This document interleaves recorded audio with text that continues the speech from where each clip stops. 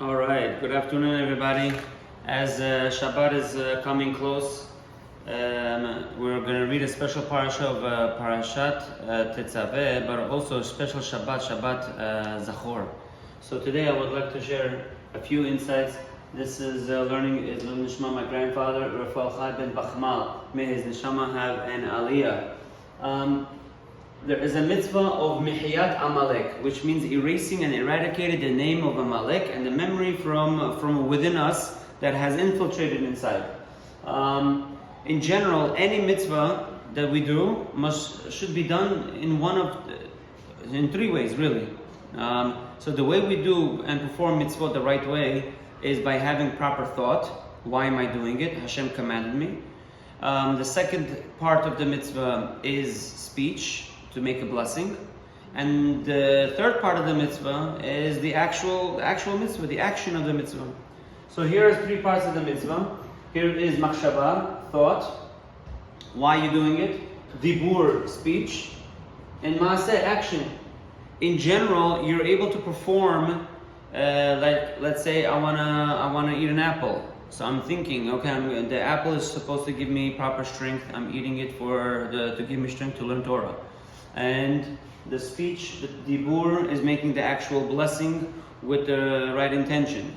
And the maaseh, the action of the performance of the mitzvah, which is really eating, the chewing. Same thing with any mitzvah, adlakat nerod, netilat yadayim, shofar, lulav. Any mitzvah that we do, we need to try to fulfill all three categories. However, the mitzvah of erasing the memory of Amalek seems to contradict this in one shot at least. It's one of the unique mitzvot that is obligated upon us in three separate ways. I cannot think about it, speak about it, and act on it in one time. It has to be done in three different times. With the thought, I could think about the memory of erasing the Amalek anytime. As there is a mitzvah of Amalek, Zachor, remember what he did when we left Mitzrayim, that he attacked us. Al tishkach, don't forget what he did. So that's a thought. How are we able to fulfill the mitzvah of speech of remembering what Amalek did? So we read the Megillah. The mitzvah of reading the Megillah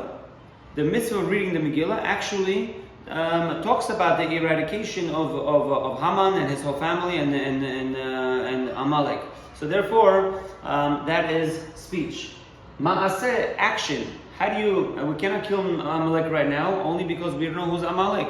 If we knew, then it would be a little bit different story. But since we don't know who's Amalek, by the performing the mitzvot of Purim on the day of Purim actually replaces that somewhat to a little bit. That's the action. The action on Purim day, the mitzvot of Purim day, which is four specific mitzvot, which is from the morning.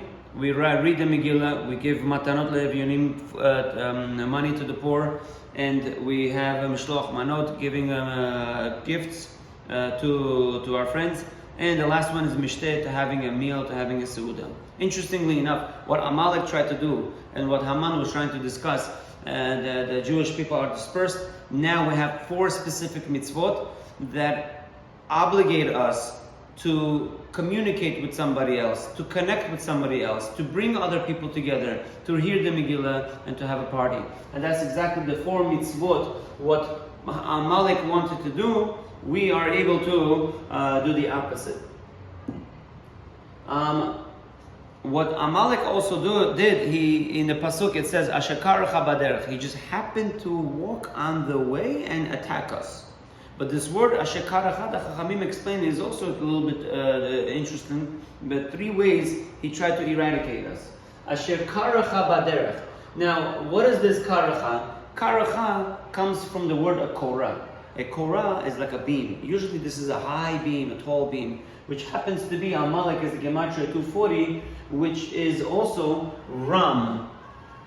Ram in Hebrew means something high, haughty, ga'ava. What Amalek wants to do is that at any time in our life, we need to make sure that I'm in the picture. I'm above all else. But that's exactly the root of Amalek. We cannot allow that to penetrate into us too much. Okay, or not at all. That's the type of memory of Amalek we're trying to get rid of. Okay, the first thing that he did, Korah, is have ga'ava. So what is one thing that we could do to fix this ideology, negative ideology, is to have the level of anava, humbleness.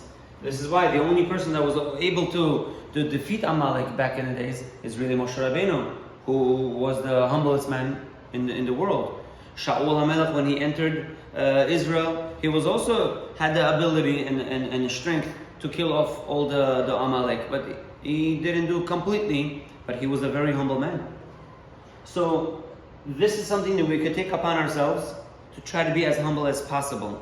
The more we have gava, I come to shul, I have to make sure that I have a specific seat. Yes, I understand I'm going to get connected with Hashem, this is where I daven, but at the same time, if someone else is already sitting there, you're going to bring yourself into the picture, you're going to make a discomfort with other people. That's not the way of Hashem. Hashem really wants us to be humble and to allow certain things to happen, to be mevater as well. The second thing, kar, kirirut, comes from the word of being cold-hearted. Hashem wants us to actually connect to mitzvot and connect to other people with more warmth, with more love, and with more excitement. What does Amalek want to do? He actually wants us to do the mitzvah. It's okay, do the mitzvah, but don't do it wholeheartedly. Don't be happy about it. Just do it as if you're not interested to the mitzvah. But that's exactly what we need to do. We have to make sure that we strengthen ourselves and we try to do it with excitement, with hitlavavut, with the lev, with lev simcha, with happiness. And that's the second thing, that instead of being cold to mitzvot, we want to give our hearts to it. Make it exciting, make it interesting. And the third thing that kar also comes to include is something tuma. He injected into us a certain level of impurity. So the opposite of that is kedusha. Kedusha. So what we always want to do, we want to try to improve in our holiness. Try to sanctify God's name anywhere we go. Love everybody around us, not to have ga'ava. So these three specific midot, as difficult as they are, and at different times that they come, we are able to try to improve in the level of humbleness, to try to improve in being warmer to mitzvot and to others, and to learn Torah and to do the mitzvot with happiness, and to always improve in the level of kedusha, holiness. And interestingly enough, if you take a look at the mitzvot, one of the mitzvot, it talks about which mitzvah is it to talk about not to forget what he did. It was specifically mitzvah number 605. If you take a look, 605 is Gematria Taf Reish Hey. It looks like the word Torah without the vav. It sounds like that Amalek is taking away the vav from the Torah. He wants to make sure, but the letter vav in Judaism is a connector. It connects people together. It connects words together. You and I. So this letter vav is really a connector. What does Amalek always want to do? Even when we're learning Torah, and even when we want to perform the mitzvot, what does Amalek want to do? He wants to make sure that we're not connected. Not connected with others, and not connected with Hashem. I'm still learning, but I'm not learning the Shema. I'm not learning for the sake of learning. I might be learning for the sake of understanding or just knowing the book. Oh, I finished this book, I finished the Gemara, I finished Shas, I finished. But meanwhile, while you're finishing, you're neglecting other people around you. You're neglecting the purpose of learning, which is to improve your midot and actions. And if you did not improve your midot and action, what's the point of learning? This is exactly what he wants to do. He wants to make sure that when you're learning Torah, you're going to be removed from the Torah. And that's why he has a very strong connection to this letter Vav. And if you pay attention, that there are 4 special Shabbats, which we mentioned the other time. I'm going to do it quickly again from the bottom up. So if you take a look at the Parashat Shekalim, and this is so interesting. Zachor, Para, and HaChodesh. These are the 4 special weeks, Shabbat of the month of Adar, and they represent, respectively, the name of Hashem, Yud K, Vav K. Look at this. Parashat Zachor is specifically in the letter Vav of connection. What does he want to do? Amalek wants to make sure that you do not have the letter Vav, the connector. That's what he always wants to do. He wants to disconnect the name of Hashem in us. He wants to disconnect our emotion. He wants to disconnect everything around us just for us not to be warm with mitzvot. And that's exactly what we have to strengthen ourselves again.